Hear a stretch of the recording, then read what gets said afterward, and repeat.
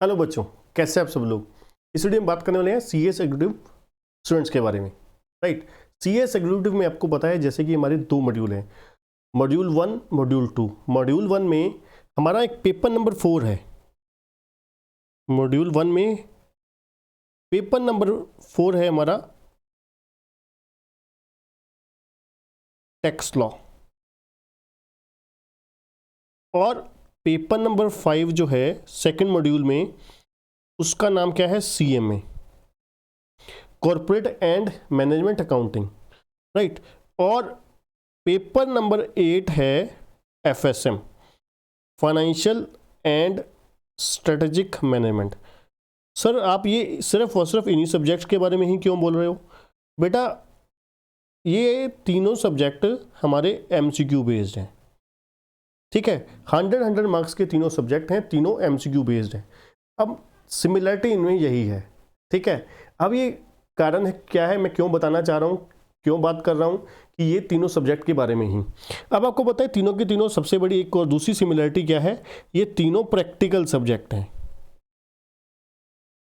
ठीक है ना, तीनों प्रैक्टिकल सब्जेक्ट हैं।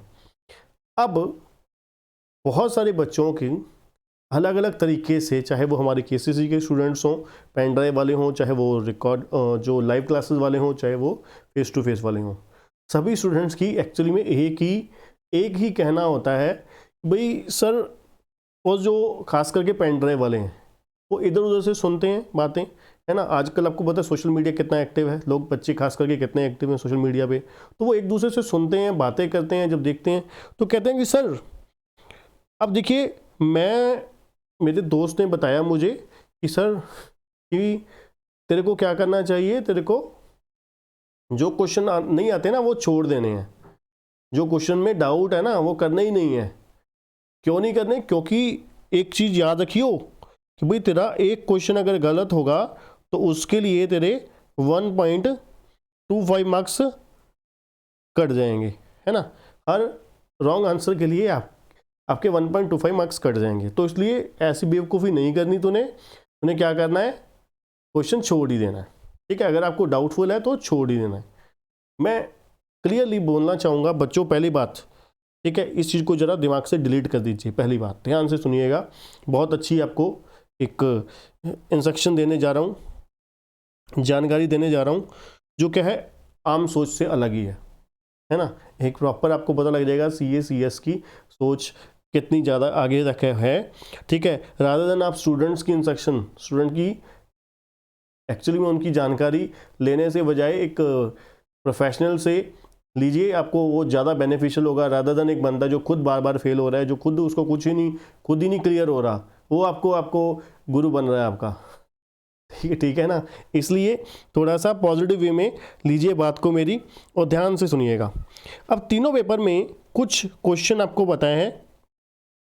अगर आप तीनों पेपर में बात करें, किसी भी पेपर में आप बैठते हो तो उसमें कुछ क्वेश्चन ऐसे होते हैं जो बहुत आसान है, बड़ा मज़ा आता है आपको करते सरी, पढ़ते सरी आ गया आंसर, पढ़ते सरी आ गया आंसर दिमाग में। तो उनमें तो बहुत कम श्योरिटी होती है, उसमें तो आप धड़ाधड़ आंसर चेप देते हो, मतलब ऑप्शन चूज कर लेते हो। दूसरे होते हैं मॉडरेट लेवल के, मॉडरेट बोल सकते हो या फिर आप एवरेज लेवल के बोल सकते हो। अब उनमें क्या होता है, उनमें आपको थोड़ी बहुत ही मेहनत करनी पड़ती है, सोचना पड़ता है, समझना पड़ता है। ठीक है, तो उन क्वेश्चन में बड़े, अब फिर भी वहाँ पर आपको फिर भी श्योरिटी होती है, तो उसमें भी कोई प्रॉब्लम नहीं होती। एक लास्ट कैटेगरी बन जाती है आप लोगों के लिए थोड़ा सा टफ। ठीक है, टफ या डिफिकल्ट कह सकते हो। अब टफ या डिफिकल्ट में वहाँ पर आपको एक दुविधा रहती है। कुछ क्वेश्चन ऐसे होते हैं जो बिल्कुल ही नहीं आते। ठीक है, कोई आपके पास जानकारी नहीं है उसके बारे में, मतलब है जानकारी, कोई जानकारी, तो ऐसा कोई क्वेश्चन होगा, आप खुद बताइए, दिमाग लगाइए यार, बिल्कुल ही नहीं पता आपको, आपने पढ़ ही नहीं रखा, ऐसा तो होगा नहीं। एफएसएम के पेपर में जेआईजीएल का या किसी और ही सब्जेक्ट का सीएस प्रोफेशनल का क्वेश्चन पूछ लेंगे, इतनी बेवकूफ़ नहीं है इंस्टीट्यूट अपनी। ठीक है ना, इतने इंटेलिजेंट भी आप मत बनिए कि इंस्टीट्यूट आप ऐसे अपना एग्जीक्यूटिव वालों को प्रोफेशनल का पेपर पूछ लेगी या फिर किसी और कोर्स का पूछ लेगी। ऐसा हमारे सीएस सीएमए कोर्स में बिल्कुल ही नहीं होता। ठीक है ना, ये आपका जो जिन्होंने भी फालतू की बेकार बात अफवाह फैलाई है, तो वो बिल्कुल ही मतलब इलॉजिकल है, नॉन एक्सेप्टेबल है, ठीक है ना। और कुछ क्वेश्चन आपको मान लीजिए आते हैं पर श्योर नहीं है आंसर ये है, तो मान लीजिए आपको 25 से 30 क्वेश्चन ऐसे हैं जो आपको थोड़ा सा डाउटफुल है, थोड़े से नहीं मतलब 30-40% डाउटफुल हैं, या फिर 5-10 क्वेश्चन बहुत कम, 25-30% उसके बारे में जानकारी है, ठीक है। तो बच्चे क्या करते हैं इसमें, अपने आगे आगे जानकार दोस्तों से जानकारी लेकर अपनी नेगेटिविटी और इंक्रीज कर देते हैं rather than उसको इम्प्रूव कैसे किया जाए, है ना। तो सही तरीका यही होता है। इसमें से मान लीजिए 30 में से 10 क्वेश्चन ऐसे हैं जो आपको फिर भी आते हैं, 10 क्वेश्चन ऐसे हैं ठीक ठाक से आते हैं, 10 क्वेश्चन में बहुत कम आपके पास है, ठीक है। अब देखिए ये जो 20 वाले हैं इसको तो आप कतई अनअटेम्प्टेड मत छोड़िएगा, है ना, लीव मत करिएगा। इनमें कुछ ना कुछ जो भी आपको लगता है बेस्ट अपना दिमाग लगा के उस समय लास्ट के लिए छोड़ दो। पहले 70 क्वेश्चन मान लीजिए आपको आते हैं, 75 आते हैं, 80 आते हैं, जो आते हैं वो तसल्ली बख्श कर दो टाइम देके।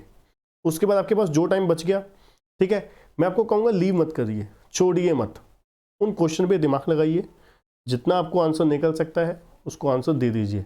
अब मान लीजिए अब 30 में से, मेरे कहने का मतलब ये है 30 में से ऐसा हो गया कि आपके 20 क्वेश्चन गलत हो गए, 20 क्वेश्चन गलत हो गए, 10 ठीक हो गए, तो भी ये रॉन्ग हो गए, ये करेक्ट हो गए। अब इसके लिए +10 हो गया, अब इसके लिए 20 के लिए माइनस कितने हो गए 5, तब भी आप नेट +5 में चले गए। 2:1 की रेशो में, मान लीजिए बहुत ही ज़्यादा नेगेटिव 3:1 की रेशो ले लेते हैं, ठीक है, 3:1 की रेशो ले लेते हैं। मान लीजिए 22 क्वेश्चन गलत हो गए, 8 सिर्फ ठीक हो गए, तब भी +8 हो गए, माइनस कितने हो गए 5.5 नंबर, ठीक है, तब भी आपके 2.5 नंबर प्लस में चले गए। बताओ, आप उसको छोड़ने के बैठे हुए थे, अभी तो मैंने इतनी नेगेटिविटी फैला दी आपसे भी ज़्यादा, ठीक है ना। तो थोड़ा सा दिमाग लगाइए, है ना, सिर्फ कि सुनी सुनाई बातों में मत विश्वास कीजिए, अपने आप को सोचिए वहाँ पर उस समय के अकॉर्डिंग स्ट्रेटेजी बनेगी, ना कि ये, है ना। मैं भी ये नहीं कह रहा कि 100% यही स्ट्रेटेजी फॉलो करो। अब आप उस समय क्या आप एग्ज़ाम देखते हो, पेपर क्वेश्चन देखते हो, कितने के आते हैं कितने के नहीं आते, क्या पोजीशन है, सब कुछ देखने के बाद ही वहाँ पर डिसीजन निकलेगा कि क्या करना है कि क्या नहीं करना, रादर देन आप एडवांस में कुछ डिसीजन लेके बैठ जाओ यहाँ पे, ठीक है। तो इस तरीके से पूरा आपको MCQ क्वेश्चन में स्ट्रेटजी अपनानी चाहिए, उनको अटैम्प्ट करने के लिए, उनको खेलने के लिए देखा जाए तो।